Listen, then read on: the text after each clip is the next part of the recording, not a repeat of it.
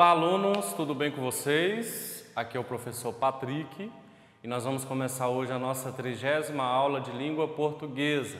Nós vamos trabalhar hoje sobre gênero textual, ok?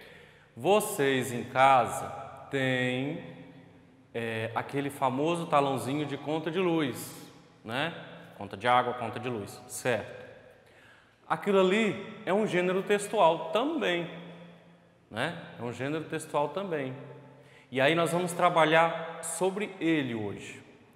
Vocês podem até estar pegando o seu caderno de língua portuguesa e estarem copiando as questões no seu caderno para poder respondê-lo, ok? Então vamos lá. Vamos primeiro entender o que é a famosa conta de energia, conta de luz, né? Ela é um gênero textual que se constitui da relação de consumo de energia durante um determinado período e o valor correspondente a ser pago pelo gasto dessa energia. Trata-se de um texto que se caracteriza pela descrição e pela instrução, uma vez que, além de apresentar gráficos do consumo, orienta o consumidor a quitar o débito, instruindo-o a dirigir-se a determinado estabelecimento bancário para efetuar o pagamento até a data determinada. Hoje em dia, com tanta tecnologia, a gente não precisa mais estar indo para o banco ou pagar uma conta de água de energia, né? Você pode ver que o seu papai e sua mamãe devem ter aí já o aplicativo aí do banco, ali mesmo eles já pagam pelo celular. Evita até mesmo essa questão de ir enfrentar fila, aglomeração e tudo mais, né? Nós ainda estamos na pandemia, né? Ela ainda não acabou. Tem gente que acha que acabou, mas ela não acabou, né? Nós ainda temos que continuar tendo todos os cuidados. E aí, o que você vai fazer? Você vai pegar a continha de luz da sua casa, pedir lá seu pai, sua mãe, o responsável por você, que nós vamos precisar dela para a gente executar essas nossas atividades de hoje, tá? E aí, a questão 1 vai pedir o seguinte: nome e endereço do consumidor. Tudo isso você pode ir colocando no caderno.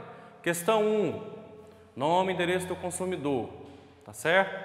E aí vai responder. Aonde que eu vou encontrar? Lá no cabeçalho da continha de luz tem lá em nome de quem está essa continha de luz e o endereço do consumidor. Você vai pegar lá e escrever direitinho como está lá. Aí questão 2, ela pede o quê? O nome da empresa responsável pelo fornecimento de energia. Porque assim, cada estado é uma empresa diferente, entendeu? Há empresas que trabalham em mais de um estado, então assim, nós temos aqui no Tocantins uma empresa, mas a do estado vizinho já é outra. Então assim, você tem que ficar atento e olhar lá no seu talãozinho de energia qual é a empresa que nos fornece essa energia elétrica para a nossa casa, certo? Aí, nós vamos para a questão 3. A questão 3 você vai olhar o mês e o ano de referência, ou seja, essa continha que você está ali analisando, ela se refere a que mês, a fatura de que mês. E o ano, é óbvio que você vai pegar uma desse ano, o ano a gente já sabe que é 2020, mas aí você vai ver qual mês que você pegou aquele talãozinho ali e vai identificar e anotar aí no caderno. Aí nós vamos para a questão 4. Você vai olhar o quê? Data da emissão e apresentação da conta. Também tem lá, você vai identificar e anotar. Questão 5 pede o quê? Ela pede a data do vencimento da conta. Toda conta tem data para vencer, né? Vocês ainda são pequenos, então vocês ainda não têm essa preocupação de estar pagando conta, né? Mas quando ficarem adultos, vocês vão ter todo esse problema aí, toda essa preocupação que o seu pai, sua mãe, seu responsável tem. Ah, meu Deus, amanhã tem que pagar a conta tal, semana que vem tem que pagar a conta X, né? Então, toda conta, todo boleto de conta tem ali a data que ele vence. A de luz também tem. Ela tem um prazo para ser pago, porque se passar daquele dia, já vai gerar juros, né? Que depois, lá na aula de matemática, a gente pode até descobrir e entender o que seriam esses juros. Questão 6. Você vai identificar o número do medidor. É o número do seu padrão, né? Nele, na continha, tem o número do seu padrão. Hoje a gente chama unidade consumidora. Então, unidade consumidora. Você vai olhar lá onde tem o número da unidade consumidora e vai anotar aí. Aí vamos para a questão 7, ainda trabalhando na continha de luz. Valor da taxa de iluminação pública. Sim, você acha que nós temos as luzes dos postes na nossa rua e aquilo ali fica de graça? Não fica. Nós pagamos por aquilo, entendeu? Por cada luzinha que tem ali naqueles postes, nós também pagamos. E lá na continha de luz tem especificado o valor dessa taxa. Todo mês nós pagamos por uma taxa pelo fornecimento da iluminação pública, tá certo? Por isso que a gente nunca pode ficar calado. Acabou, queimou a luz do poste. A gente tem que ir lá, ligar na empresa do fornecimento de energia e reclamar, porque nós estamos pagando por aquele serviço, ok?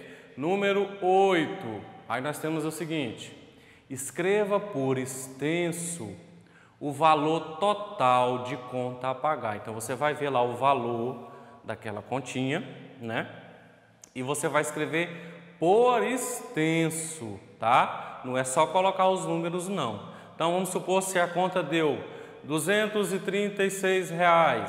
Aí você vai escrever R$236. Se a conta deu R$180, você vai escrever R$180. É por extenso. Questão 9. A 9 pede o seguinte: analise o gráfico do histórico de consumo de energia e indique em quais meses ocorreram o maior e o menor consumo de energia. Tem também. Lá na continha tem. Lembram que nas aulas anteriores de língua portuguesa a gente estudou sobre gráfico, lá a questão do racismo? Lembra que teve lá um gráfico sobre o número de denúncias de racismo que foi só crescendo? Então, na continha de luz também tem um pequeno gráfico, aonde tem as coluninhas ali de referente a cada mês. Então, você vê qual mês gastou mais, qual mês gastou menos. Então, você vai olhar aquele gráficozinho ali na continha de luz e vai ver a coluninha menor. A coluninha menor é o mês que você gastou menos energia na sua casa. A coluna maior é o mês que você gastou mais, ok? E aí você responde a número 9. Questão 10 pede o seguinte: o que você e sua família fazem para economizar energia na sua casa? Então você vai consultar aí sua família, aí na sua casa, e ver o que a gente faz aqui em casa para a gente economizar energia, né? Sai apagando a luz dos cômodos, né? Que não estão sendo usados. O ventilador só liga quando a gente estiver realmente precisando. Então você vai ver direitinho e escrever ali. Ferro de passar roupa só liga uma vez na semana, porque você sabe que cada vez que você liga o ferro de passar roupa, vem aquele pico ali de energia e o consumo aumenta, né? Então tem todos esses detalhes que vocês podem até estar estudando sobre isso e ajudando em casa a fazer toda essa economia de energia, tá certo? Agora, nós vamos fazer uma leitura, vocês vão acompanhar comigo aí na tela, uma leitura daquele texto sobre aquela amizade daquelas duas crianças, né, lá nos Estados Unidos. Vamos fazer uma leitura dele e a gente vai responder algumas perguntinhas, acho que 3 perguntinhas sobre esse texto, ok? Para a gente poder finalizar a nossa aula. Acompanha comigo aí na tela. duas crianças de 2 anos se reencontraram na tarde do último domingo 8, em Nova York, Estados Unidos. E o vídeo viralizou e causou comoção. Michael Cisneros, pai de um dos meninos, publicou o vídeo do reencontro e, segundo ele, as crianças se conhecem há cerca de 1 ano e se tornaram amigos inseparáveis. Abre aspas. Eles vão à aula de música e dança juntos. Eles gostam muito de dançar, são excelentes dançarinos. Além disso, quando estão longe, sempre perguntam um pelo outro. Fecha aspas. Afirmou o pai de Maxwell em entrevista à rede norte-americana ABC. Então, baseado nesse texto, quem se lembra, a gente viu que são 2 menininhos, um branquinho e um negro, certo? De cores diferentes de pele, né? A amizade interracial que deve ter entre nós, independente da idade, ok? Então, nós vamos trabalhar agora sobre a questão do preconceito, do racismo, da discriminação. Então, a questão 11 vai estar pedindo o seguinte: procure no dicionário. Ah, mas professor, eu não tenho dicionário em casa. Vocês são aí da era digital, vocês já dominam muito melhor do que a gente toda essa questão da tecnologia. Então, pega o celular do papai e da mamãe, vai lá num dicionário digital e procura o significado dessas 2 palavrinhas, preconceito e discriminação, ok? Se você quiser escrever a definição dessas 2 palavras no seu caderno, bacana, ótimo. Mas o mais importante dessa questão é você fazer a leitura do significado das 2 palavrinhas, ok? Vamos para a próxima questão? A próxima questão pede o seguinte: na sua opinião, por que ocorre o preconceito e a discriminação entre as pessoas? Então agora é uma opinião sua, tá? Você não vai consultar lugar nenhum e ninguém, é uma coisa sua. Na sua opinião, que nós temos a nossa opinião, você já tem sua opinião, mesmo que você já ainda esteja no 4º aninho, mas você já tem condição de ter a sua opinião, o seu pensamento aí. O que você acha, né? Por que ocorre preconceito e discriminação entre as pessoas? Por que será que as pessoas ainda têm preconceito com outras que são diferentes delas, né? Então, você vai pensar e responder aí, ok? Vamos para a próxima? A próxima é a seguinte: você já presenciou ou sofreu algum tipo de discriminação? E aí? Você já presenciou, você já viu alguém sofrendo uma discriminação, sofrendo racismo? Ou você mesmo já sofreu essa questão?